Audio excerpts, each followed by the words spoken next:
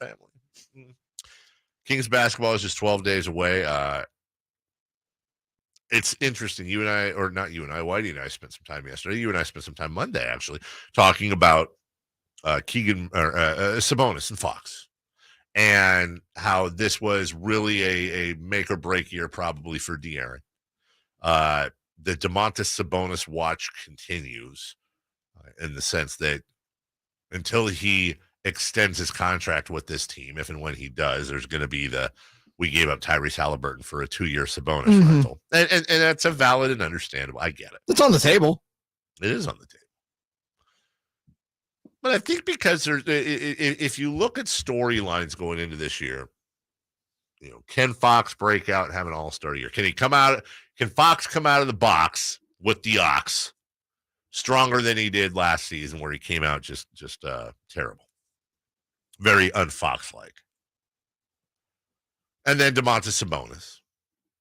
And then I don't know, what is the third story is probably some combination of, will it be Malik Monk or Kevin Huerter, their impact at the 2 spot. Meanwhile, Keegan Murray's just sitting there like, I'm the number 4 pick in the draft. Really good summer league. A really good summer league. And I'm on the Kings. I don't have a ton of pressure. In fact, odds are, if you go by odds, I'm going to be a failure in the NBA. And by failure in the NBA, you're still in the NBA, so of course you're a winner.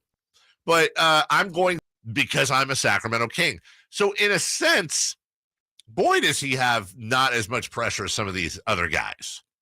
And I think this is the first time I can remember in any sort of history that the Kings have picked this high.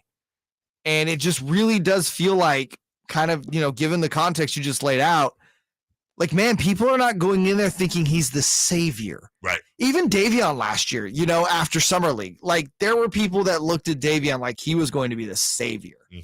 Tyrese, after 5 games, Tyrese was the savior. And you just go down the list of guys they've drafted. Marvin Bagley, the savior. Yep. De'Aaron Fox, and it's just like, wow. Quincy Doobie.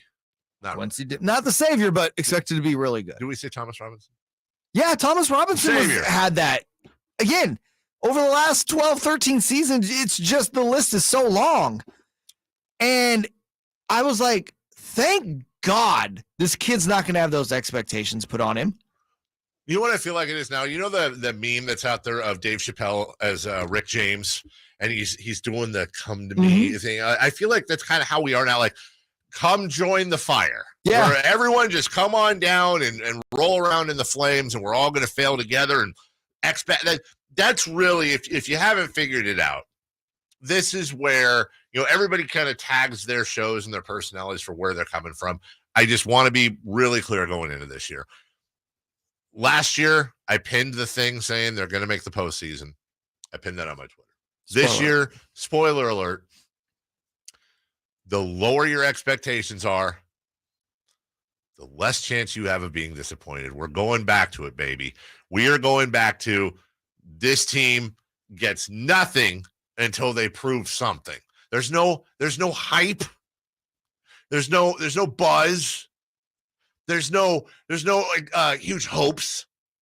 This is not the stop for that. This is your home of the realism. That's it. It's your home of realism. This is a realism high. I think it always has been. I would like to think so. But there are a large faction of fans. Like, I don't want to hear that.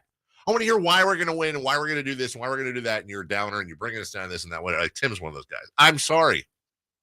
Again, 16 years of futility. And last time I checked, they didn't get better defensively.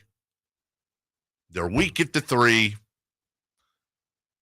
There's not, and they're surrounded by really good teams. Is there a chance they could get in the play-in? Absolutely there is. But let's not all start taking showers together and going streaking. You know what I'm saying? Well, not yet. Not yet. Another